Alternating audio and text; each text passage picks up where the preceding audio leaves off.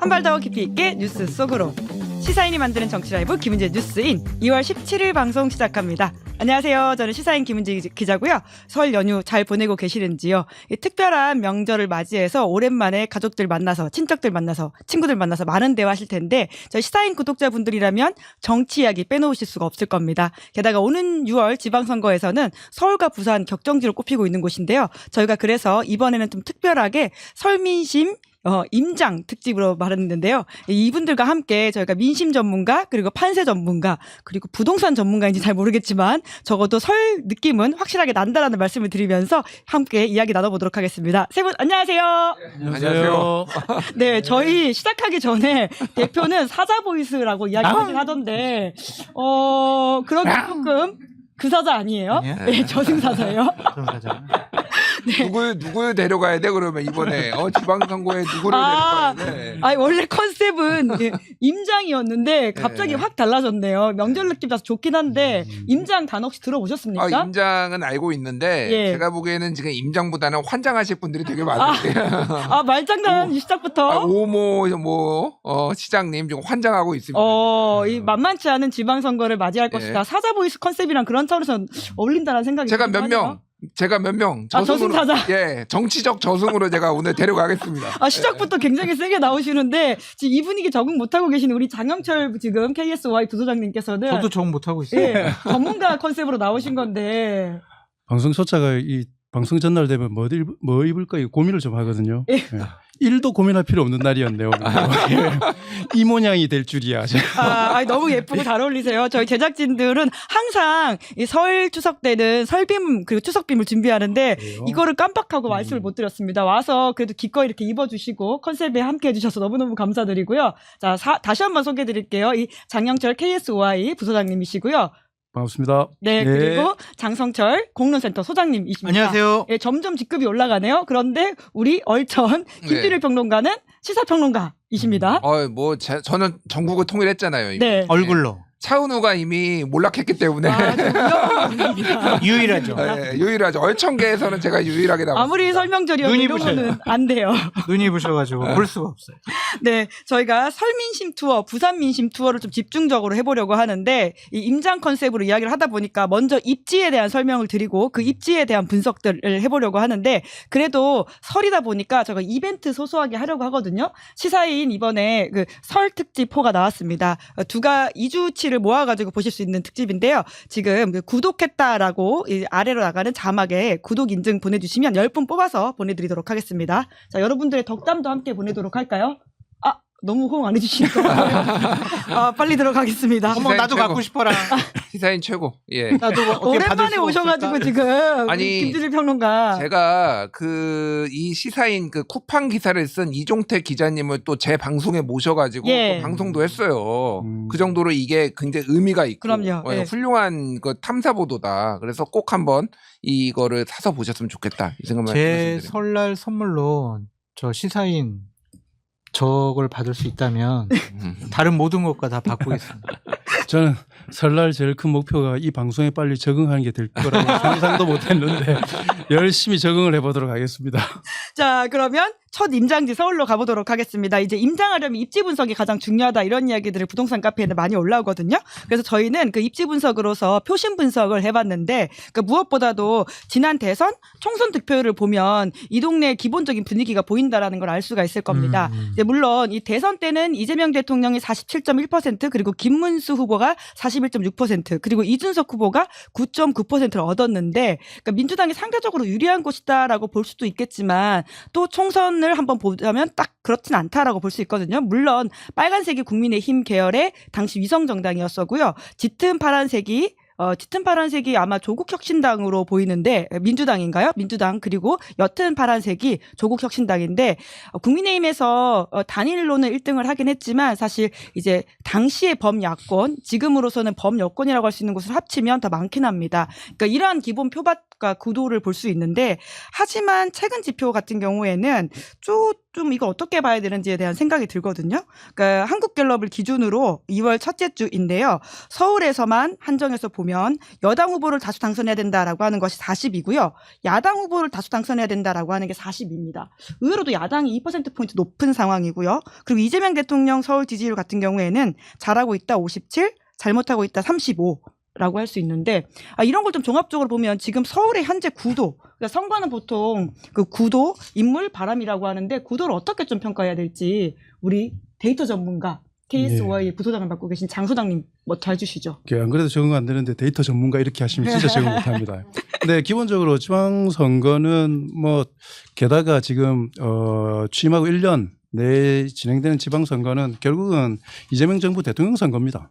그러니까 대통령이 중심이 되는, 정부에 대한 평가가 중심이 되는 선거이기 때문에 여한 그 지표들을 여러 가지를 가지고 다양하게 분석을 할 수 있겠지만 제일 중요한 건 사실은 대통령에 대한 국정 지지도가 얼마나 되느냐가 판세를 사실은 좌우하는 거고요. 그런데 저는 이런 사실 뭐 그렇다 하더라도 서울은 나중에 가면 짱짱하게 둘이 원래 붙게 되는 구도로 갔었는데 이번 선거는 저는 좀 차이가 난다는 게 구도가 대통령 그 정부에 대한 평가라는 구도도 있지만 저 사실은 프로 대 아마추어라는 구도로 사실은 더 많이 느껴져요. 이게 국민의힘이 지금 하고 있는 걸 보면 정치를 이렇게 해도 되는가 할 정도로 한쪽에 이게 파트너로서 설 수 있는 좀 역량이 좀 안 되는 게 너무 많이 보이기 때문에. 프로 대 아마추어. 그렇죠. 민주당이 그리고 무엇보다 대통령이 가장 프로로서 정치를 리더해 가고 있는 상황이기 때문에 이게 가장 크게 지방선거에서 작동을 하지 않을까라고 생각을 합니다. 새로운 구도가 나왔네요. 프로 대 아마추어라고 하는 것인데,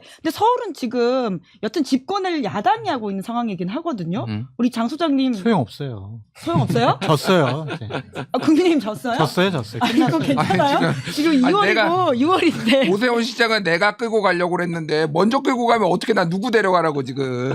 전 장동혁 데리고 가겠습니다. 장동혁 때문에 안 된다는 거예요. 오늘은 온 게 아닌가요? 그럼 사실 저승사자가 아니라? 그러니까 끝났어요. 뭐 볼 것도 없어요. 왜 그러냐면은 4개월 남았는데 지금 국민의힘에서는 오세훈 시장을 도와주지 못할 망정 흠집은 내고 있잖아요. 고성국 씨는 뭐 제명해라, 한동훈의 길 똑같이 가게 해라 이렇게 얘기하고 있고, 지금 배현진 서울시당 위원장을 징계하겠다라고 윤리에 올렸잖아요. 왜 올렸겠어요? 한동훈 편 들고 오세훈 시장 편 들어서 그런 거 아니에요, 결국엔. 그러니까 뭔가 오세훈 시장을 흠집 내려고 하는 내부의 분열이 일어나고 있다고요. 우리 장 부소장님 옆에 계셔서 참 죄송하지만 선거는 진영이 분열되면 이길 수가 없어요. 왜 죄송해요, 근데? 그럴까요? 최고의 전문가인데 제가 이런 분열 막 이렇게 얘기하는 게 죄송하다는 거죠. 그러니까 저는 끝났다고 힘드네요, 오늘. 그냥 뭐 철이 없어서 그렇게 과감하게 얘기하냐 그렇게 얘기할지 모르겠지만 흘러가는 게 보면은 오세훈 시장 흠집내요 막. 그런 다음에 어떻게 해서 오세훈 시장이 됐어. 그럼 이제 후보가 됐어. 장동혁 대표가 내가 저기 전한길 씨랑 같이 지원 유세하러 갈게요. 오세훈 시장이 저기 오늘 나는 선거 유세 안 합니다. 그렇게 할 가능성이 높아요. 그렇다면은 이건 지도부가 오세훈 시장 후보를 선거 운동 도와주는 것이 아니라 방해꾼이다라고 볼 수밖에 없는 상황입니다. 그래서 아까 우리 김은지 앵커님 말씀하셨듯이 선거는 구도, 인물, 바람 이렇게 얘기하지만 분열이 결국에는 오세훈 서울시장의 발목을 잘 붙잡고 있는 거 아니냐. 아마 극단적인 지지를 하는 쪽에서는 이번 서울시장 선거 때 내가 국민의힘을 지지하지만 오세훈 시장 안 찍을래라고 할 가능성이 커요. 왜냐하면 장동혁 대표에 대해서 당신 그만두라고 했잖아요. 장동혁 대표를 지지하는 극단적인 지지자들이 오세훈 시장 찍어 죽겠어요. 그래서 그냥 저는 단순 무식하게 이번 선거 끝났다 이렇게 보여지는 거예요. 야, 4개월 전에 끝나는 선거다. 저는 한번 판이 흔들릴 거라고 보는데요. 먼저 이제 좀 최근에 이제 설 연휴 전에 나온 거긴 한데 여론조사를 하나 좀 소개시켜 드릴게요. 조원 씨의 나이가 7일에서 8일. 서울 시민 대상으로 806명 대상으로 여론조사한 거고 ARS예요. 그래서 이게 806명이기 때문에 오차 범위가 플러스 마이너스 3.5입니다. 근데 양자 대결을 붙여봤거든요. 정원호 47.5, 오세훈 33.3. 그러면 이게 7%포인트 안쪽이면은 이제 오차범위 내에 있는 건데 밖으로 훅 나가 버렸어요. 거의 14%포인트 차가 지금 나고 있어요. 물론 이게 지금 당 상황이 굉장히 국민의힘이 안 좋은 것도 있고 오세훈 시장이 개인적으로 지금 좋은 게 하나도 없습니다. 이를테면은 뭐 한강버스도 굉장히 문제가 많았죠. 예. 그리고 당내에서도 지금 뭐 분란이 있는 것도 있고 종묘 세운 사가 재개발 관련해서 여러 잡음들이 있었고 그 예전에 MBS 여론조사 보면은 서울 시민도 60%가 그거 오세훈식 개발하는 거 반대한다 이런 식으로 나왔었거든요. 그러니까 지금 여론 자기가 추진했던 것들이 뭐 하나 제대로 되는 거 없고 뭐 서울 광장에다가 무슨 저기 UN 깃발 뭐 예, 이렇게 감사의 정원이라고. 감사의 정원 예. 이거 뭐 만든다고 했는데 그것도 각 국가에서 답이 없어요. 그거 뭐 무례를 했는데 뭐 이렇게 그러니까 지금 뭐 하나 지금 잘 되는 게 하나도 없다. 그런 상황이에요. 그래서 오세훈 시장이 지금 짜증이 늘었다고 합니다. 최근에 보면은. 오세훈 시장 짜증이 늘었다고요? 예. 그리고 그 장도혁 대표에 대해서 사퇴해야 된다. 이것도 주변에서는 다 말렸대요. 그 메시지 내면 안 된다고요? 예. 왜요? 김병민 정무부 시장부터 해가지고 다 말렸는데 오 시장이 독자적으로 판단해서 냈다라는 거예요. 그러니까 그 지금 상황이 뭔가 돌파구를 마련해야 되는 상황이다라고 본 것 같아요. 그러니까 그게 이제 득이 될지 실이 될지는 모르겠으나 어쨌든 어떤 거 하나도 지금 좋지 않다라는 건데 막상 이제 선거가 되면은 또 언제 그랬냐는 듯이 또 이렇게 다 결집을 하게 돼 있거든요. 그렇죠. 예. 지난번에 대선에서도 보면은 이재명 47.1, 김문수 41.5, 이준석 9.9 뭐 이렇게 받았으니까 서울만. 예, 서울 얘기하는 거다 지금. 그러면 김문수, 이준석 합치면은 이거는 50이 넘습니다. 예, 그러니까 기본적으로 그렇다고 이 둘을 합쳐가지고 오세훈이 그대로 받을 거라고 보면 안 돼요. 예. 이거는 완전 다른 판이기는 하지만은. 이 서울의 특성상 이게 스윙 보터들이 많기 때문에 어떤 바람이 부느냐 이거가 굉장히 중요하다. 근데 사실은 정원호 구청장하고는 오세훈 시장은 대진운이 좋지는 않아요. 어떤 점에서요? 오세훈 시장의 장점을 상쇄할 수 있는 게 사실은 정원호입니다. 그러니까 오세훈이 그동안 이겨왔던 사람들은 다 정치인이었어요. 본인도 정치인이긴 하지만 예를 들면은 뭐 강금실이라든지 뭐 송영길이라든지 박영선이라든지 이런 식으로 다 이겨왔잖아요. 근데 정원호는 정치인이 아니라 행정가예요. 그리고 어쨌든 일을 잘한다라는 그런 포지션으로 가면은 1대1로 맞붙으면은 최근에 오세훈 시장의 삽질들이 환기가 되고 그게 집중적으로 공격을 받았을 때 딱히 좋은 구도는 아니다. 그렇게 봅니다. 네. 제가 봤을 때는 예. 저 2025년 대선 서울 지역 득표율을 갖고 뭐 오세훈 시장 측이나 김준일 평론가님처럼 결집하면은 또 다른 상황도 마련할 수 있지 않을까라고 한다면 그건 오류를 나타낼 수가 있을 것 같아요. 두 분 의견이 갈리시는 거네요? 아니 뭐 이렇게 그렇게 분석을 하고 그래요. 설날부터.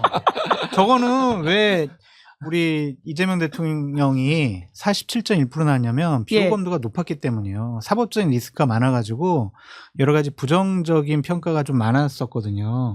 반명입니까? 전 친명입니다. 이제부터 친명. 이제부터 친명인 게 지금은 저 갤럽 여론조사를 보면은 잘하고 있다가 57이에요. 긍정평가가 57이란 말이에요.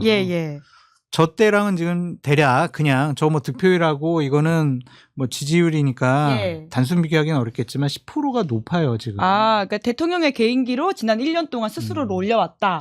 진짜 찐명이신데요? 아니 그러니까 잘하고 있는 건 잘한다고 해야지 뭐 억지로 못한다고 하면은 저에게 뭐 도움될 게 뭐가 있겠습니까? 그래서 우리 장영철 부소장님 말씀하신 것처럼 지방선거는 대통령 지지율이 가장 중요한 요인이 될 것 같다. 그래서 지지율이 이렇게 계속 고공행진을 하게 되면은 국민의힘에서 장동혁 대표가 당대표로 있는 한 이 선거는 그냥 해볼만 하지도 않아요. 그냥 해보나만 해요.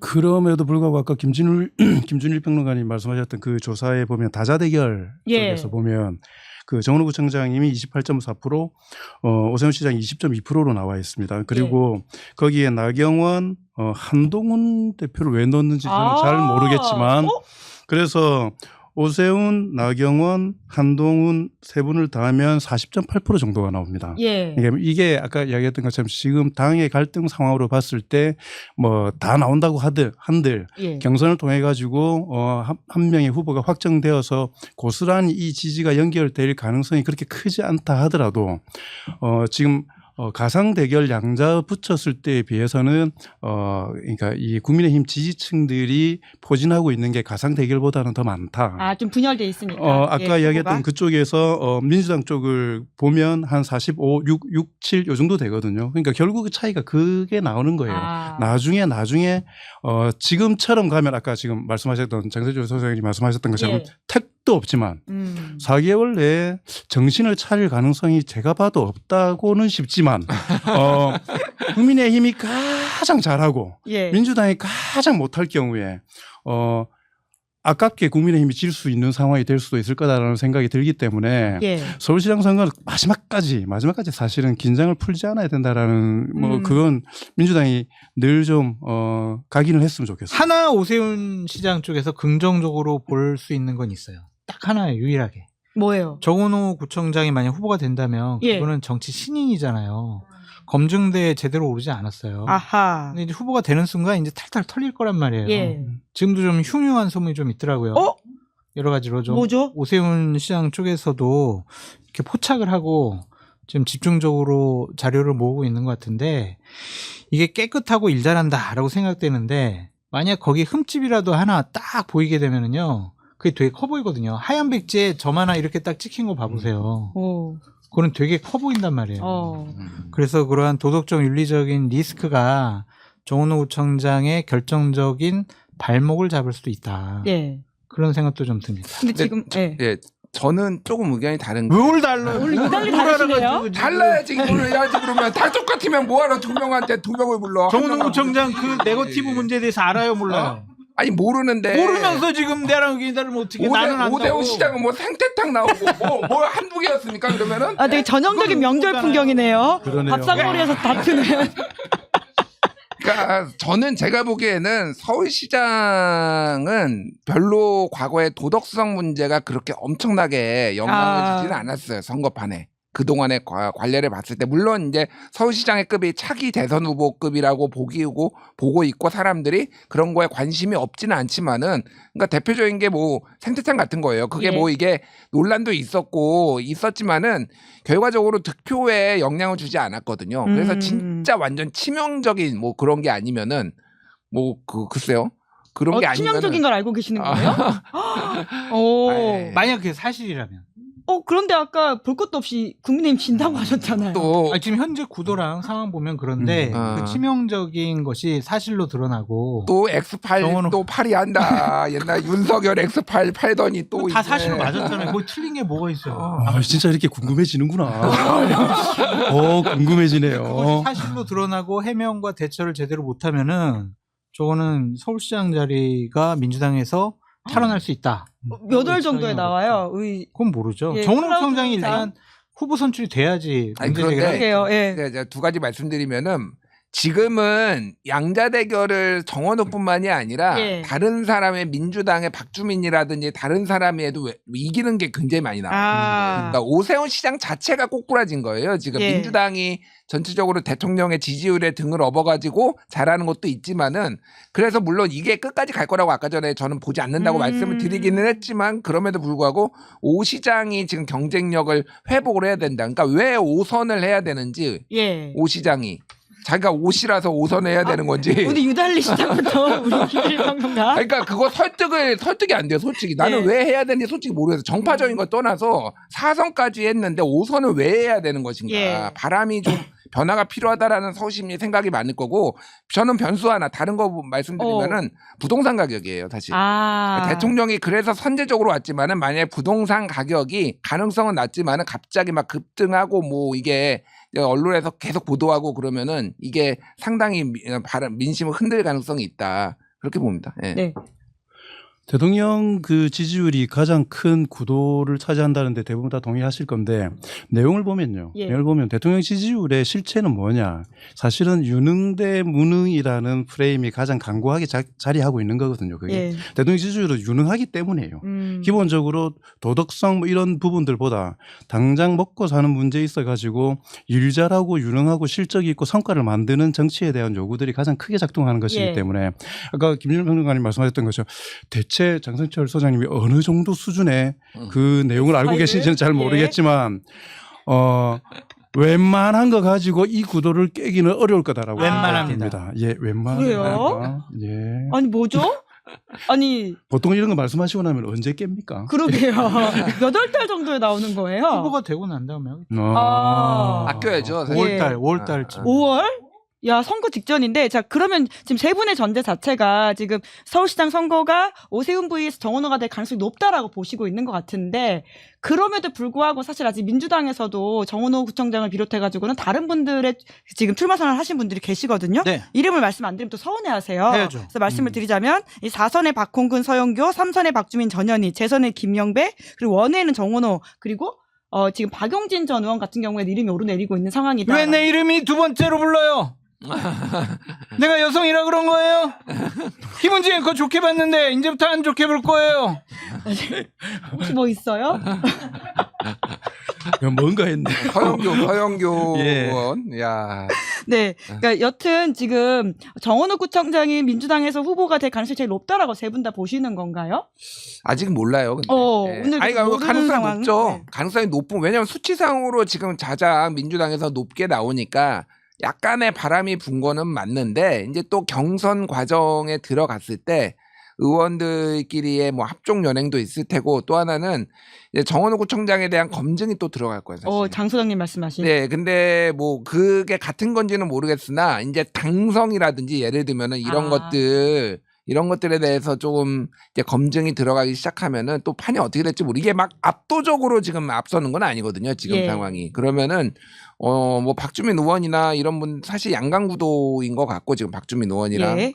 정원호 구청장이 또 박주민 의원이 경쟁력이 없지 않아요. 최근에 아까 말씀드렸지만 여론조사에서 그러니까 만약에 정원호만 이긴다라고 예. 하면은 정원호가 민주당도 이제 전략적 당원들의 전략적 투표를 하겠죠. 그런데 여러 명이 이기는 사람이 나온다라고 보면은 꼭 정원호로 고집할 필요는 없어. 사실 정원호에 대한 애착이 그 정도로 라포가 형성돼 있지 않아요. 민주당원들 사이에서. 민주당원들 사이에서는 예. 훨씬 오래 본 정치인들이 많잖아요. 그러니까 아직 그거는 좀 가봐야 된다. 예. 경선에서 당원들이 선택하는 핵심적인 두 가지가 뭐냐면 정체성 부분이 있고 정체성. 그다음에 당선 가능성이라는 부분이 가장 크게 작동하는데 지금 말씀하셨던 것처럼 최근 초기에 정원호 그 청장이 뛸 때는 오세훈을 이기는 후보가 정원호 청장밖에 없었어요. 그때 그러니까 그 부분이 사실은 대세를 하는데 가장 크게 작동을 했었는데 최근에 그리고 얼마 전에 발표됐던 여론조사 꽃에서 발표했던 내용으로 보면은 박주민 의원이 오세훈 후보와 그 가상 대결에서 정원호 청장보다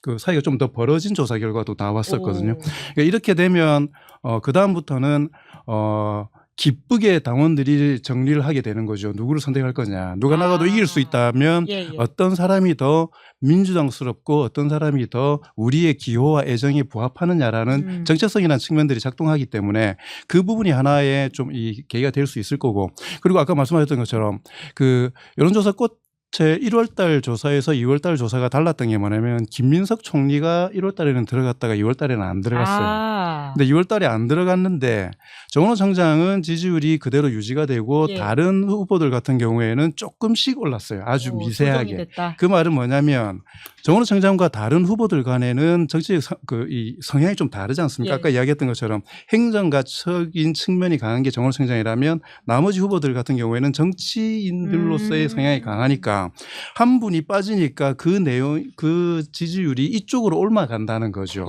제일 중요하게 제가 생각할 때는 정원호 청장에게 위험 요인이 될 수 있고 경선에서 봐야 될 관전 포인트는 후보들 간의 단일화 부분입니다. 단일화가 일어날 수 있다. 정치적 성향을 가지고 있는 부분들이 합쳤을 경우에 지금대로라면 정원호 청장에게 그 지지가 넘어간다라기보다는 이쪽에 내부의 상승 효과를 가질 가능성들이 있기 때문에 경선 과정에서 좀 그런 부분 그리고 또 무엇보다 중요한 게 뭐냐면 정원호 청장이 처음에 1등 나왔을 때는 이변이라고 다들 이야기를 했었는데 지금은 오히려 정원호 청장을 이기는 게 이변이 되는 상황이 돼버린 거지 않습니까? 지금 왜냐하면 바람을 한번 탈 수 있다. 1등을 수위를 유지한 게 거의 한 달 가까이 돼버렸었기 때문에 이변이나 이런 데에 대한 선거가 가지고 있는 미묘한 그 경쟁, 그게 있습니다. 그래서 다이나믹스 그런 약간 예외적인 상황들이 변수가 될 수 있을 거다라고 생각을 합니다. 네.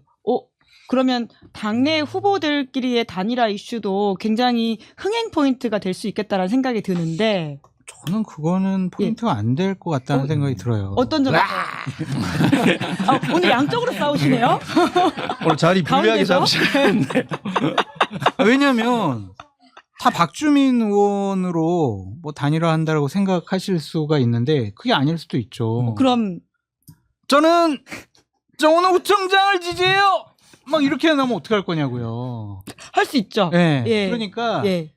정원호 구청장 쪽에서는 대세론이 있는 것이고 또한 대통령실 청와대에서 정원호 구청장을 좀 찜한 거 아니야? 예. 이런 분위기를 읽잖아요. 그러면은 야 그래도 내가 그러면은 대통령실과 청와대랑 척지면 안 되겠지. 눈치 좀 보고 정원호 손들어줘야지. 이럴 분도 계실 거예요. 그래서 이쪽 모이는 거랑 이쪽 모이는 거랑은 좀 비슷하지 않을까. 예. 좀 그런 생각이 들고 정원호 박주민 이 두 후보 호재와 약재를 꼽아본다면 저는 둘 다 깜인 것 같아요. 깜. 어떤 의미세요? 깜. 서울시장 깜인가. 아, 역량이 있냐? 예. 예. 그리고 서울시장 깜은 대통령 깜으로 우리가 인식을 하게 되거든요. 예. 서울시장 그 뒤에 있는 거를 보게 돼요. 근데 이 사람들이 과연 그걸 할 수가 있을까? 예. 그것도 하나의 중요한 관전 포인트가 되지 않을까라는 생각이 좀 들어요.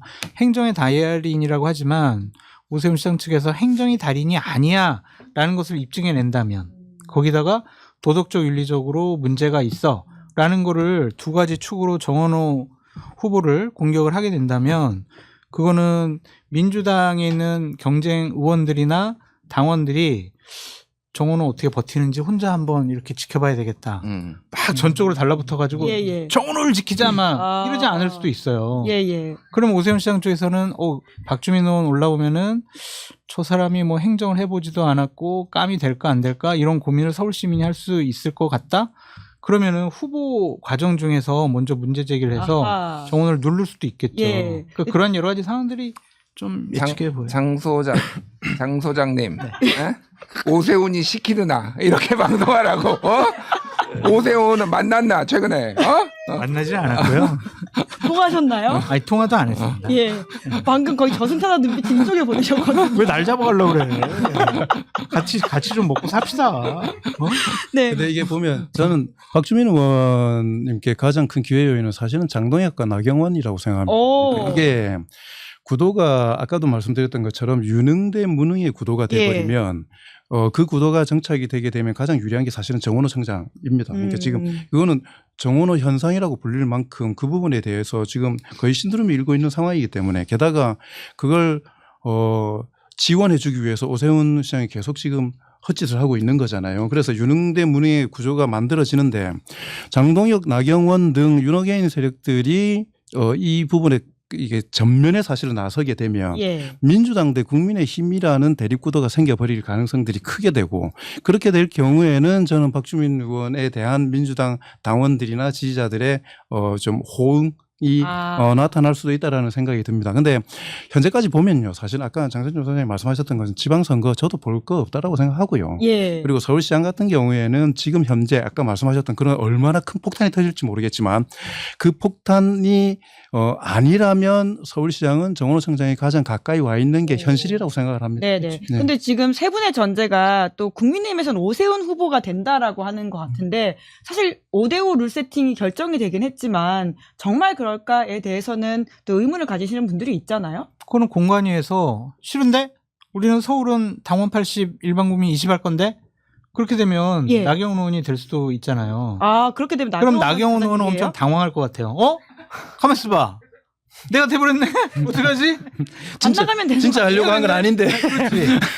왜냐하면은 서울시장 선거 분위기 보면 지금 국민의힘에게 유리하지 않다라는 구도가 잡혀져 있잖아요. 예.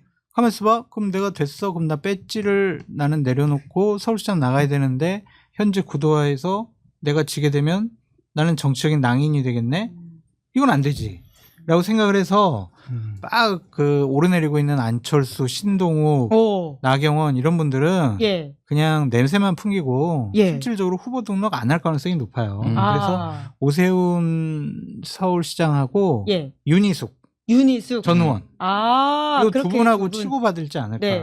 근데 안철수 의원은 경기도의 현역 의원인데 왜 서울시장 이름으로 오르내리죠? 그러니까 막 어디서 막 띄우는 것 같아요. 그냥. 어디서? 예. 뭐 장동혁 측에서 뭐 띄울 예. 수도 있고, 그 또 나온 띄울 수도 있고. 그 장동혁 대표 같은 경우에는 또 문화일보 유튜브에 출연을 해가지고는 그러니까 뉴페이스가 등장해서 컨벤션 효과를 낸다면 활용 정점이다라고 하면서 서울시장 필승 전략을 이야기했다고 서울시장 해요. 필승 선거 전략은 간단해요. 장동혁 대표가 그만두면 돼요. 아, 그렇죠. 전 뉴페이스 하길래 장동혁 대표가 나오려고 하는 아, 깜짝 카드이긴 그러니까 하네요. 윤어게인 세력, 부정선거 세력의 대변자인 상징적인 의미를 갖고 있는 장동혁 대표가 있는 한 서울에 있는 중도층이라든지 합리적인 보수층에서 서울시장 후보를 국민의힘에게 표를 주지 않을 가능성이 좀 높아 보입니다. 그리고 선거운동 유세하러 온다 그러면은 아마 후보 측에서 도망 다닐 것 같아요.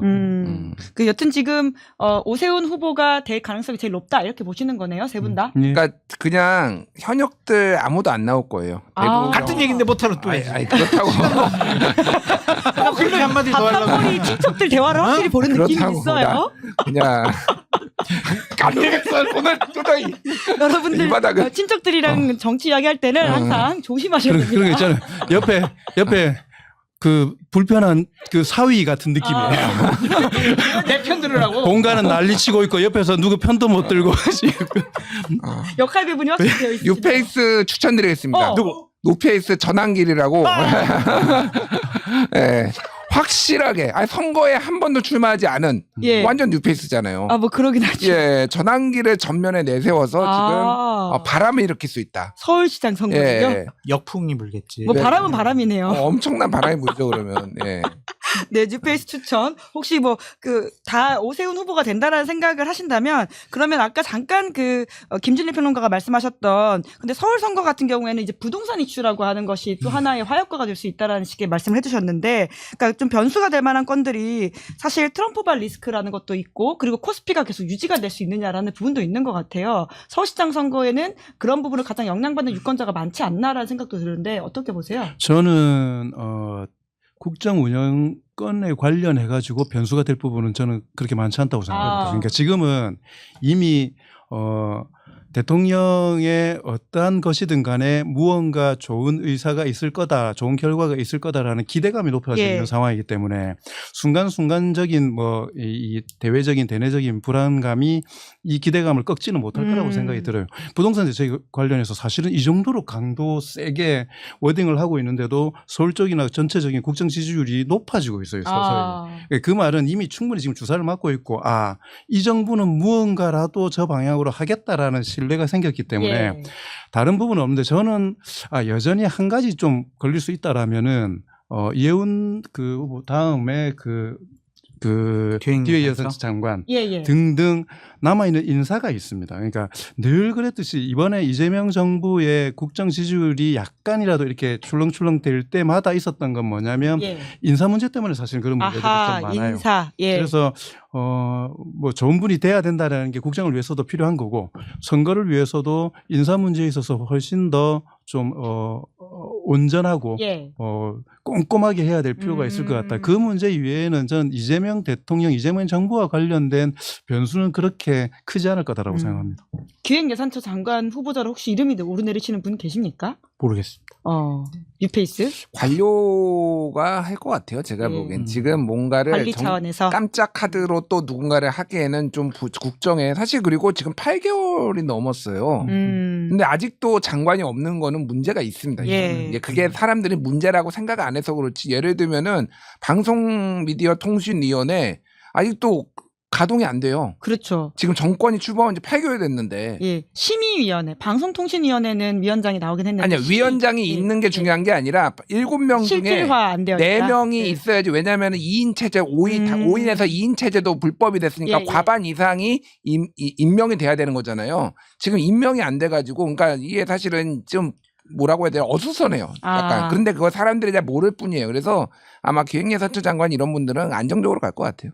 네. 그럼 저희가 이제 부산 이야기로 넘어가야 되니까 서울시장 선거 관련해서 혹시 좀 못하셨던 이야기 있으시면 저희가 질문을 많이 준비했는데 좀 원래도 그렇지만 늘 준비된 대로 되고 있지 않아가지고 우리 짧게, 장소장님이 짧게 조국혁신당하고 합당이 불발됐잖아요. 예. 지금 민주당하고 지방선거 이후로 음. 이렇게 된 상황이라면 조국혁신당에서 후보를 낼 것인가? 서울시장 선거에 네, 누구를 낼 것인가? 이거는 모르는 거죠. 그러니까 야. 단일화를 하더라도 그러니까 조국혁신당의 몸값을 올리기 위해서는 아하. 오히려 전략적으로 낼 수도 있는 예, 거예요. 예. 그러면 어떤 사람이 나올 것인가? 그리고 지금 개혁신당도 김정철 최고위원이 예. 지금 나온다고 얘기를 하는데 거기에 뭐 함익병 원장 아. 뭐 이런 분들도 얘기가 나와서 얼마나 또 표를 가져갈 수 있을 것인가 이것도 좀 관전포에 그래서 크게 보면 사자구도가 될 수도 있다. 와 사자구도. 사자 보이스? 예. 오늘 유달리 아재 개그 많이 하는 김진일 평론가. 예. 근데 부산 광역단위 시장 선거를 볼 때는 시장 선거 사실은 제일 중요하긴 한데 지금 같은 그 상황이 유지가 된다면은 아마 국민의힘 지지자들이 투표를 포기할 가능성들이 많습니다. 대부분 다 아하. 여러 가지 이유로 승리 가능성이 없다라는 것, 그 다음에 오세훈 시장이 만약에 된다라고 하면 오세훈 시장에 대한 비호감 때문에 그러니까 투표를 안 하러 간다는 말은 뭐냐면 서울시장만 죽는 게 아니고요. 기초자치단체장들이 다 죽는 겁니다. 구청장도 찍고 그렇게 이렇게 해야 되죠. 되니까. 그러니까 그래서 지금 국민의힘은 전체적으로 지방 권력 전체가 다 무너지는 길들을 가고 있기 때문에 지금 돌리기도 어려운 상황이고 예, 예. 그래서 저는 오히려 구청장 몇 개가 어떻게 배분이 될까 하는 부분들도 서울시장 선거에 되게 큰 관전 포인트가 될 수 있을 거라고 그렇겠네요. 생각합니다. 2022년에는 국민의힘이 압승을 했었기 때문에 윤석열 정부가 막 들어선 때여가지고 굉장히 이렇게 정반대가 나올 수도 있는 상황이다라는 말씀으로 이해하면서 부산으로 넘어가도록 하겠습니다. 부산 같은 경우에 입지 분석을 해보면 사실 서울보다 더 이제 민주당으로서는 어려운 곳이라고 볼 수 있는 곳인데 이재명 대통령의 그 부산 대선 결과 득표를 보면요. 40.14였고요. 김문수 후보가 51.39, 이준석 후보가 7.55였습니다. 그리고 비례 같은 경우에는 국민의 미래가 45.93, 조국혁신당이 22.47, 더불어민주연합이 20.84였고요. 그리고는 이제 대통령 이제 지지율과 그리고는 지방선거 기대 결과와 관련해서는 부산에서는 여당 후보 다수 당선이 38, 야당 후보 다수 당선이 32. 오히려 여기는 여당이 좀 더 높긴 하네요. 모름 응답 거절이 가장 많습니다. 31. 가장은 아니고요. 상대적으로 많은 상황이고요. 이재명 대통령 지지율 같은 경우에는 갤럽 2월 첫째 주 기준으로 잘하고 있다 48, 잘못하고 있다 34, 의견 유보 18 이렇게 나오고 있습니다. 어떻게 좀 기본 구도를 보세요? 먼저 여론조사를 소개시켜드리고 전문가 얘기를 듣는 게 좋을 것 같은데 부산 언론인 연합회가 지난 5일부터 6일까지 이 또 이제 설 연휴 전이죠. 여론조사를 했는데 이게 ARS 조사고 부산 지역의 1,008명 대상 그러니까 플러스 마이너스 3.1이에요. 오차 그러면 6.2% 바뀌면은 이제 오차범위 바뀌죠. 양자 가상 대결에서 전재수 46.7, 박형준 38.4. 차이가 좀 나네요. 예, 이건 오차범위 밖으로 나갔어요. 예. 그러니까 지금 전재수 의원이 상당히 사법 리스크에도 불구하고 상당히 선전을 하고 있다라는 거고 정당 지지도도 이 같은 조사에서 민주당 41.9, 국민의힘 40.7. 그러니까 이제 오차범위 내에서 숫자는 이제 민주당이 더 높을 정도로 민주당에 대한 부산 지역의 기대가 높다. 이거 말고도 다른 여론조사를 봐도 민주당 국힘의 지지도가 낮고 그러니까 비슷하거나 낮고 민주당이 높은 게 꽤 나와요. 아하. 그러니까 그러니까 지금 두 가지인 것 같아요. 하나는 지역 발전론이 가장 큰 것 같습니다. 그러니까 부산은 지금 딴 거 없어요. 그러니까 부산은 그러니까 전재수 전 장관이 해양수산부를 이전해 온 것이 굉장히 큰 효과를 보고 있다. 그러니까 뭔가를 지금 이재명 정부 초기에 실세가 시장이 돼가지고 더 부산에 많은 거를 가져올 수 있다라고 한다라면은 기꺼이 표를 던지겠다라는 부산 시민이 상당히 많다라고 이제 하나를 보면 그게 큰 구도인 것 같고 하나는 좀 과거 전체적으로 이 역대 선거들을 보면은 이 보수의 우위가 점점점 약해지고 있어요. 그러니까 정확하게 사라지지는 않고 지난번에도 총선에서 전재수 의원 1명 당선됐지만은 표 차이가 거의 한 5%포인트 안쪽으로 다 붙었거든요. 접전이었다. 거의 접전이었어요. 그러니까 접전에 가까운 선거구가 굉장히 많았어요. 물론 최후의 순간에는 국민의힘을 선택했지만은 지금은 좀 다르다. 이번에는. 다르다. From 부산이지 않으십니까? 그렇죠. 전 아까 장성철 소장님 하셨던 그 표현으로 이야기하고 싶은데 선거 끝났습니다. 여기도요? 왜 이렇게 다 끝났어요? 아직 4개월 남았는데. 문제는 부산 선거를 이야기할 때 항상 그 이야기 하거든요. 결국은 딱 까면 저쪽으로 다 간다. 음. 그리고 보수층이 이쪽이 승세를 가져갈 경우에 저쪽이 결집한다. 지난번 7회 지방선거 할 때 문재인 대통령 PK 지지율이 60에서 70%였습니다. 예. 그런데 실제로 오거돈 시장의 득표율은 55.23%였거든요. 그러니까 여론조사에서 잡히지 않는 샤이 보수들이 있다라는 근거들로 항상 이 이야기를 들어요. 지난 총선 때도 출구조사를 딱 하니까 우세 1개에 경합이 11개로 나왔었는데 결국은 전재수 장관 혼자 경합 다 11개는 다 민주당이 다 졌네요. 예. 근데 제가 생각할 때는 그렇습니다. 문재인 대통령 때 지지율이 그러니까 여론조사 높았던 이유는 한반도 평화나 평화 분위기 예. 이런 부분들이 크게 작동을 했었잖아요. 그리고 지난번 총선 때 같은 경우에는 윤석열 정권에 대한 심판 기조들이 전체를 다 장악을 그랬죠. 했었어요. 예. 이게 되게 어찌 보면은 정치적이고 이념적인 아젠다들을 가지고 여론에서 우위를 차지했었기 때문에 예. 실제 찍을 때는 그 부분에 대해서 보수층들이 결집하면서 저는 방어막을 형성했다라고 생각을 합니다. 오히려. 근데 이번에는 아까 김준일 평론가님 말씀하셨던 것처럼 지금 여론 지지율이 높은 이유는 실제로 부산 발전에 대한 기대감 때문이거든요. 과거의 지지랑 좀 다른 거죠. 이건 예. 진짜 일에 대한 사업에 대한 부분들인 겁니다. 이제 나한테 혜택이 올 것 같고 실용적인. 부산이 뒤집어질 것 같은 실질적인 기대감이 생긴 겁니다. 그렇기 때문에 저는 이렇게 돼버리면 어떻게 되냐면은 결집이 무력화돼 버릴 거예요. 아마 투표를 안 하게 될 거예요. 보수 결집이 무력화된다. 부산이 발전해야 된다는 데 대해서 동의하지만 민주당을 찍을 수 없으니까 어떻게 해야 되냐면은 투표를 포기할 수밖에 없게 되는 겁니다. 투표장 안 간다. 저는 오히려 그런 것들로 지금의 예.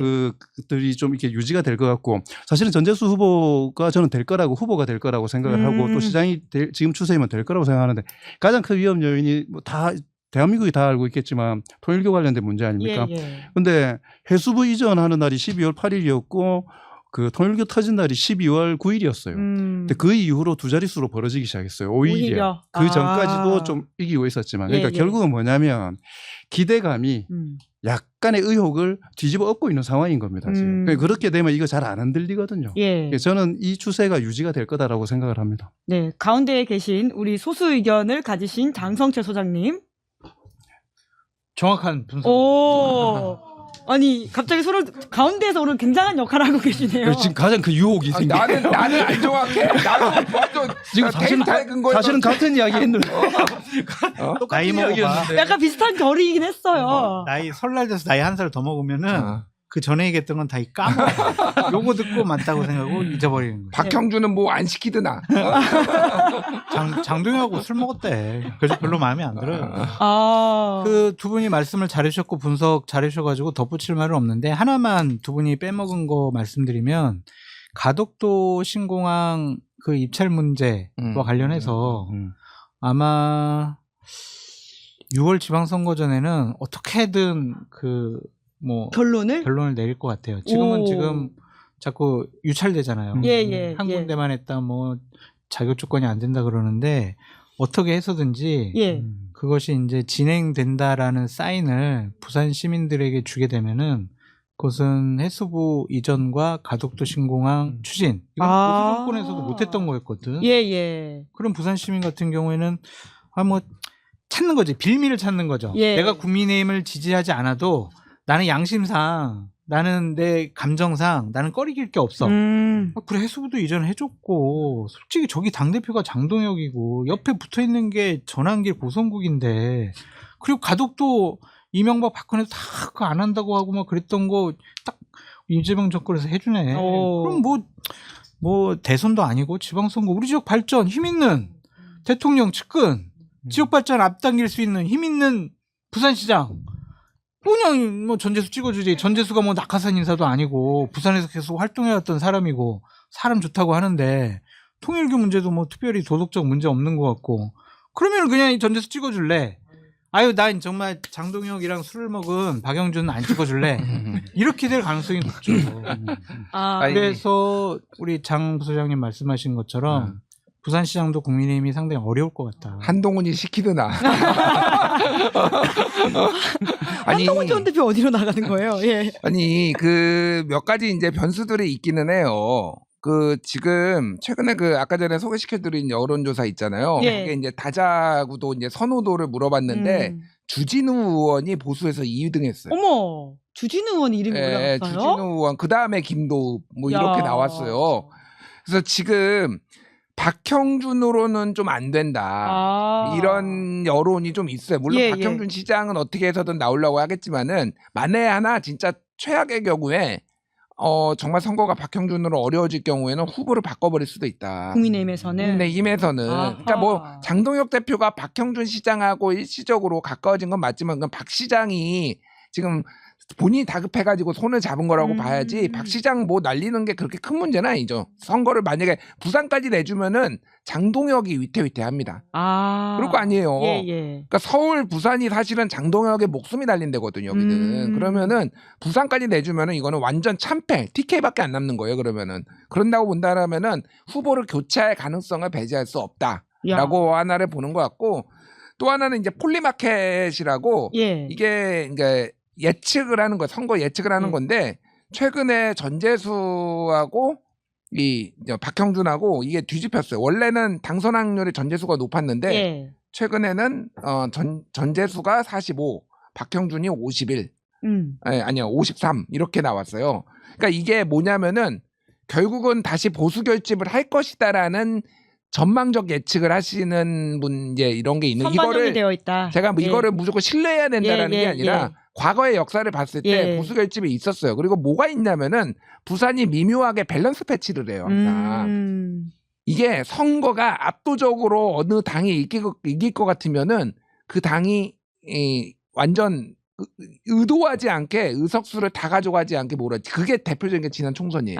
균형을 좀 맞추는 게 있다. 민주당 바람이 불었지만은 오히려 부산에서는 한 석밖에 못 했거든요. 민주당에서 최대 10석까지 얘기했어요. 사실은 그때. 아까 말씀하셨던 딱 접전지. 그런데 이렇게 밸런스 배치를 해준 거예요. 그리고 2016년 총선에서도 그때는 민주당이 많이 당선됐어요. 그때는 물론 민주당이 1당이 되기는 했지만 한석 차이로 새누리당을 누른 거고 사실은 약간 새누리당에 대한 응징이 더 많았거든요. 그러니까 여기서 밸런스 패치를 내부적으로 이렇게 미묘하게 하는 게 있으면은 지금 지방선거가 완전 민주당 판이 될 가능성이 있거든요.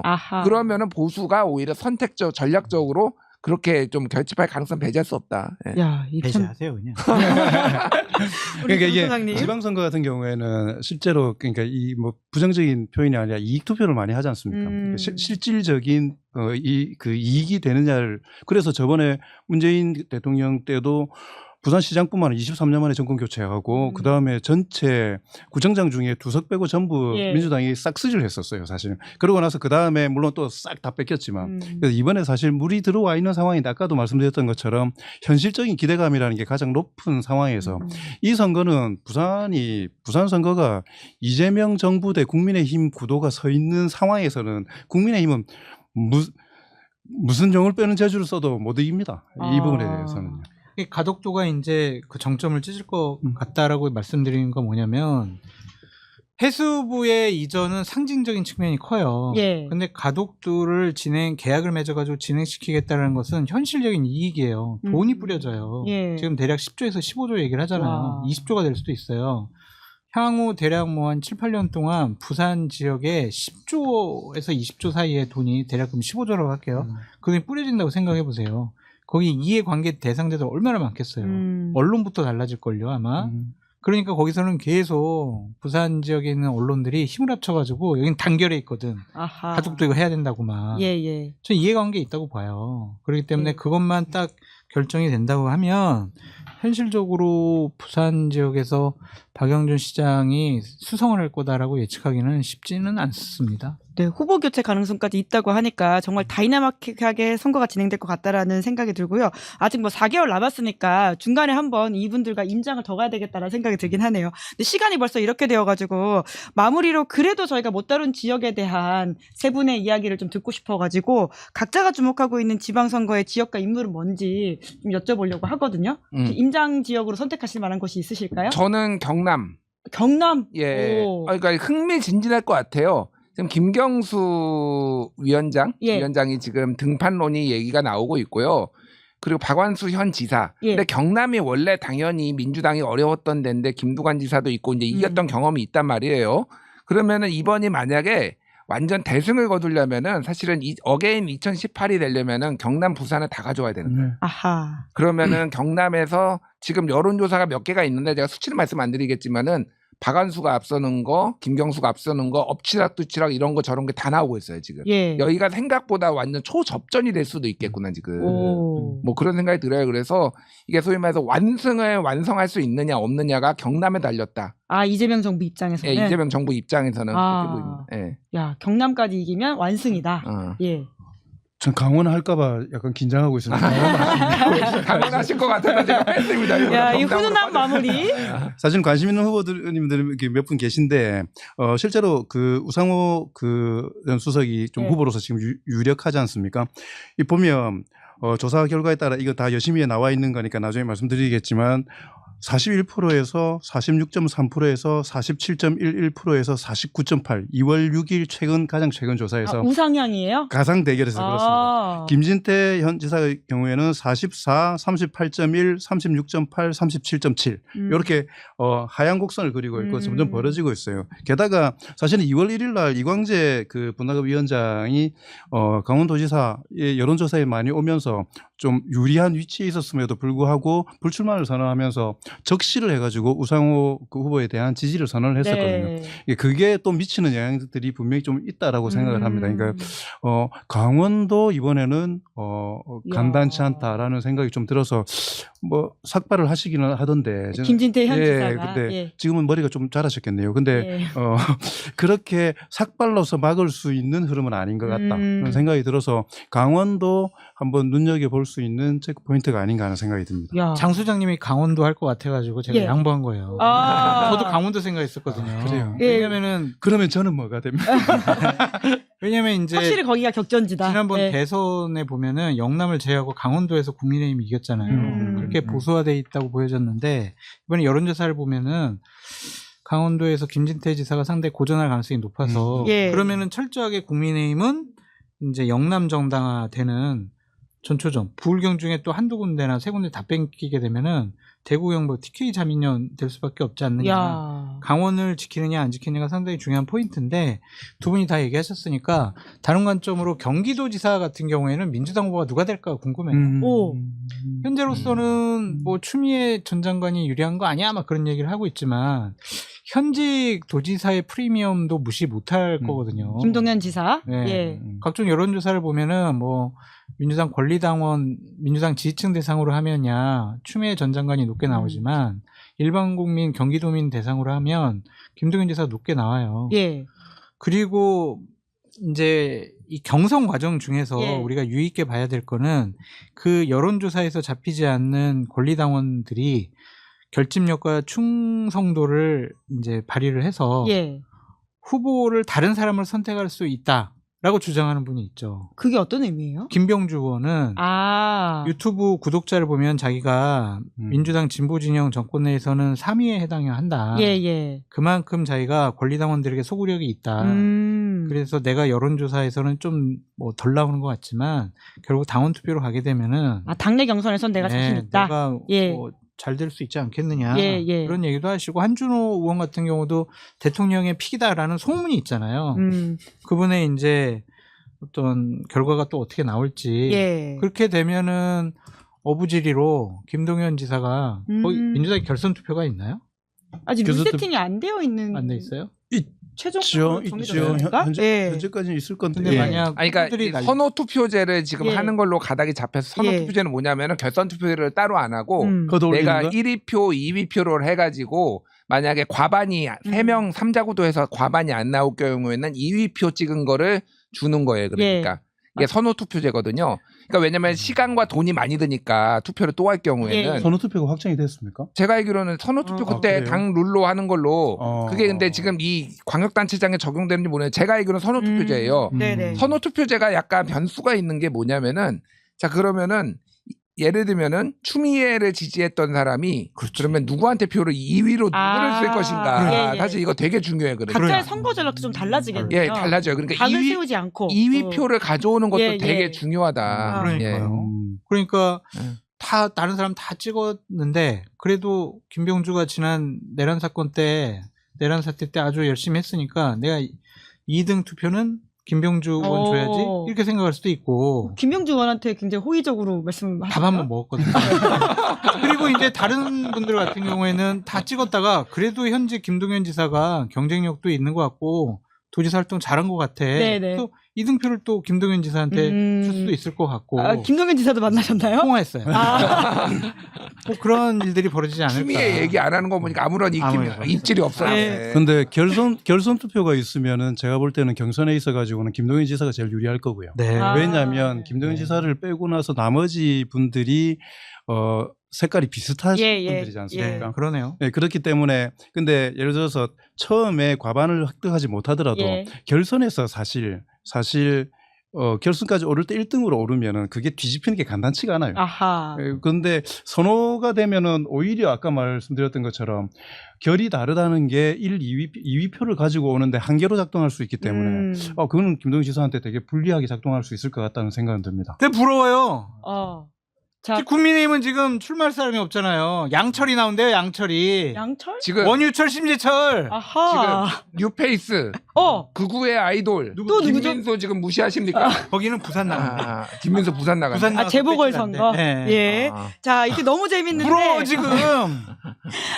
이분들과 함께 임장을 더 해야 될 것 같다는 생각이 들고요. 남아있는 지역들이 많아서 오늘 서울, 부산만 하기에는 이거 참 아쉽다라는 생각이 드네요. 그래서 설 명절이니까요. 덕담으로 좀 마무리해 주십시오. 정치 얘기 절대로 하지 마십시오. 저희 실컷 했는데. 저희 방송도 보지 마시고 설 연휴 여기까지만? 지난 다음에 보십시오. 이 방송만 보고 더 이상 하지 마요. 안 돼. 이거 보지 말고 설 연휴 지난 덕담이 다음에 아닌데요? 시사인 방송 봐주시기 바랍니다. 자, 우리 김철일 평론가도 덕담해 주시고. 예. 코스피 1만 가자. 진정한 덕담이네요. 예, 제가 예전에 코스피 5천 예제 한번 얘기한 적 맞아요. 있었잖아. 예. 잡주도 잡주를 파십시오. 팔아서 삼성전자를 사십시오. 잡주에 미련을 가지면 안 됩니다. 야, 대형주 중심으로 일만 가자. 자. 지방선거 이대로 쭉 그게 제 덕담입니다. 네. 어떤 마음을 담으신 것 같은데요? 정치적인 편향성을 갖고 있습니다. 잘로. 진짜. 국민의힘 망했다고 이야기. 자, 오늘 덕분에 너무 설명절이 풍성해지는 것 같고요. 재밌게 정치하게 해봤습니다. 세 분과는 다음 임장을 기대하면서 오늘은 여기까지 하겠습니다. 세 분 수고 많으셨습니다. 고맙습니다. 감사합니다. 예, 저희는 내일 오후 5시에도 방송했습니다. 내일 오후 5시에는 윤석열 내란 선고 D-1일이라서요. 특별한 내란 선고 방송 준비했는데 장윤선 기자 그리고 오랫동안 이 취재해왔던 이은기 기자 그리고 방예린 활동가와 함께 이야기하도록 하겠습니다. 오늘 방송 재밌게 보셨다면 구독, 좋아요, 알림 설정 부탁드리겠습니다. 고맙습니다. 시사인이 만드는 정치 라이브 김은지의 뉴스인 매주 월요일부터 목요일까지 오후 5시에 생방송됩니다. 구독, 좋아요, 알림 설정으로 함께 해주시면 큰 응원과 격려가 됩니다.